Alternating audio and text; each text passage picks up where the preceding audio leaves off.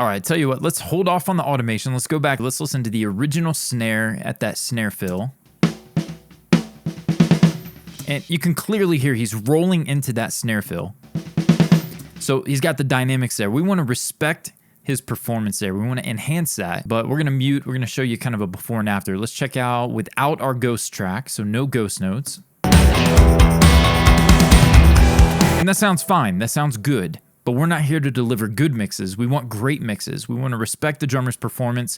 We've enhanced that. We use a sample for the snare. We're going to use a sample to enhance the snare bottom. And we went from that to this.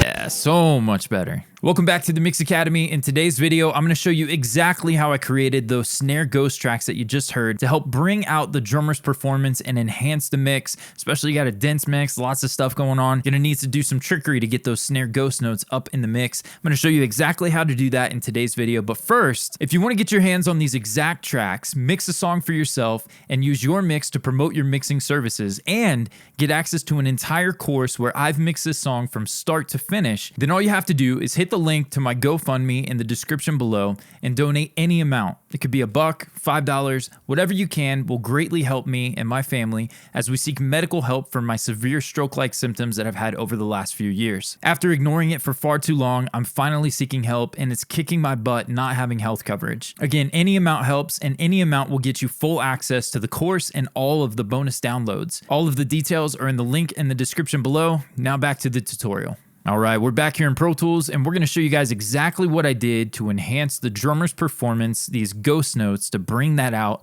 in the mix. We've got a fairly dense mix here. We got a pretty chill section here. Let's listen to that live snare one more time. You can just hear he's bouncing on it, right? Well, what are those snare ghost notes? If you're not familiar, you've got your main hits, the 2 and the 4, kind of this stuff. It's got a nice little swung beat to it. I would consider all of those kind of your main hits. You may call these little ones in between here. It's not really a ghost note. But out here, rolling into that snare, the brah, right? The 16th notes, the stuff in between, the subdivided notes, those are your ghost notes. And so that's probably not even the best example, maybe more so out here. Yeah, the stuff kind of rolling into that snare fill.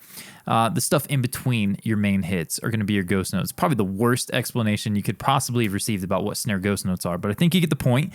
And so we want to bring that out. Well, in this mix, I wasn't given a snare bottom. And we chose, even though it was a fairly good recording, we chose to create custom samples for this band. And this song, this is part of the template that I created. And so this is a one-shot. The very first mix I did for them, I had 5, 6 samples that I blended, detuned, phased, and all that kind of stuff, right? But ended up with a one-shot for the band, a custom one-shot. But it's just that. It's one shot. It's one sample. And when you get these spots where you need more dynamics from the snare, there's no way around it. For this particular session, we got to create a snare bottom mic to be able to pull that out. And so what I did is I went to Trigger, and the best sample library, period, for multi-velocity samples is the Steven Slate Drums Blackbird bundle. The kicks, the snares, if you need that stick barely hitting the head ghost note all the way through to the unnatural and rarely used hardest hits possible, they painstakingly sampled these drums in the studio and recorded everything in between. And just an incredible drum sample library. But one of the things I like them for, actually the thing I like them the most for, is the dynamics. And so what I did is I pulled open the snare Brady, the top mic, the head, one of their presets, and then I tweaked it, pulling up mics and just trying to get the blend that I'm after. But the biggest thing here is going to be go to View Curves. When you come over here to Curves, you've got the dynamics control, the velocity control, and then your range. If you've dealt with programming drums, right? Your Superior drummer, your BFD, all these different Steven Slate drums, 5, right? So if you've programmed drums before, you'll know exactly what these controls are going to do. But for those of you who aren't familiar, I'll walk you through it super quickly. Dynamics is actually a control that I use often to restrict dynamics. I will use this to, let's say you have a drummer where you need the snare sample to hit hard every time. So a rock song, you don't need a lot of like variant between the softer hits and the harder hits. You need it to sit on top, and you have a kick or a snare. I will reduce the dynamics so that it becomes more like a one shot. So it's a more consistent performance from the kick or snare. Well, on the other end of that, if you wanted trigger to follow the dynamics of the drummer, you could either leave it alone or come down here to the velocity tab, which I'll show you. We'll put this back. I had it like around 50 or so it was a little more consistent with the hits. But then the velocity tab, this is huge. Often for my main snare sample, I'm doing the opposite of what I did here.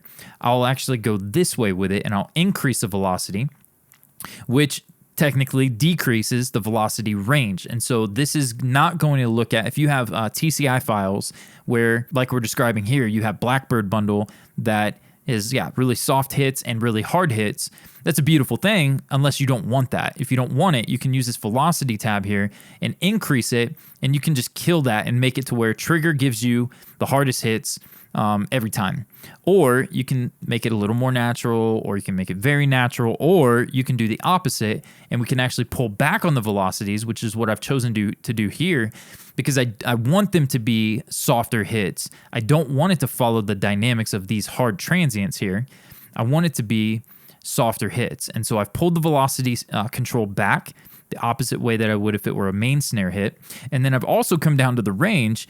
And with drum programming software, you'll know that you've got 0. With MIDI, you have 0 to 127. So if we push this all the way up, 127 would be the hardest hit, and then 0 would be nothing, right? And so 1, 3, 5, 7, all the lower stuff, that's going to be like the stick barely hitting the head. Well, with this one, I linked them so that all the different snare mics followed the range that I provide here, but I wanted them to all be restricted to a ghost note.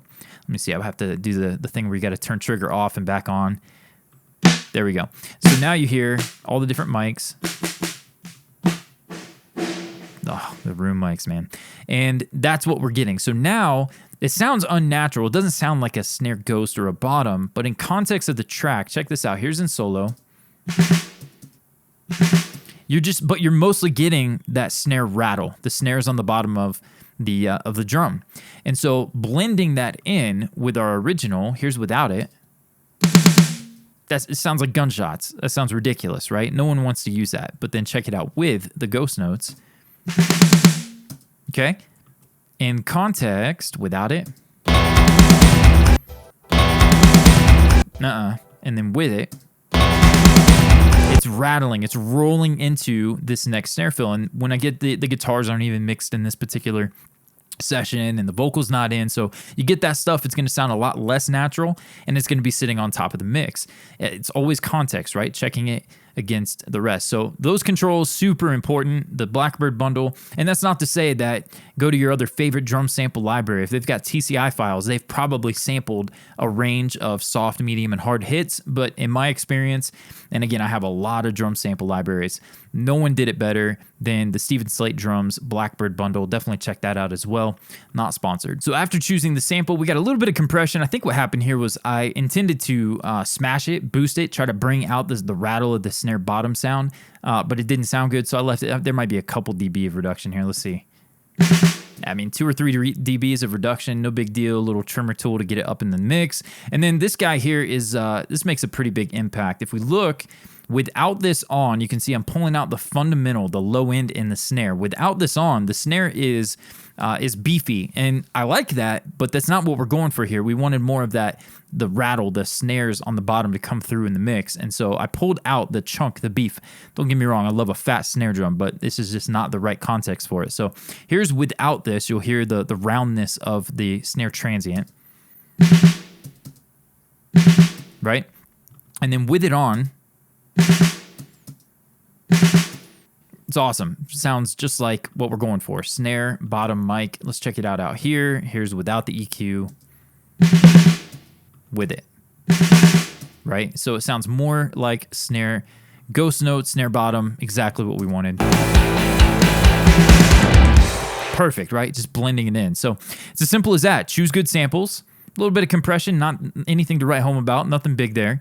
And then and actually the compression without these controls, maybe it would have been more necessary. If I were doing this with a snare bottom mic, a live snare bottom from the actual recording, then I certainly would be using compression, probably doing something to control cymbal bleed and that kind of stuff. But the fact that we are able to control the sample here with the velocity and dynamics controls and the range, I didn't need the compression that I might have if I were using a live snare drum and not a sample. But again, this EQ here, huge difference. Hopefully you guys dig that. Hey, again, if you want to hear, let's play a little snippet of it for you. I think I got the vocal muted.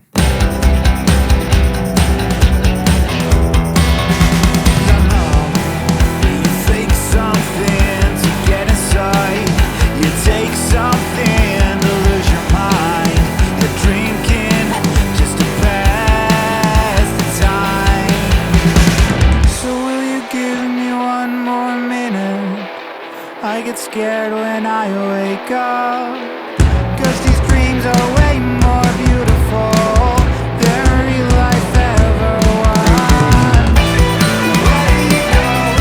All right, you want to hear more? You got to download the tracks. Check it out. Link in the description. Vocals not mixed. I just threw some compression on, so we had it in during the rough mix stage. Drums, I think, and bass are all that I've touched up to the point in these videos. But hey, you want to get your hands on the full course, again, link in the description. And I will see you guys on the next one. Don't forget to like, subscribe, drop any comments that you have about any of the processing, and I'll be sure to do another video on it. And we'll see you in the next one.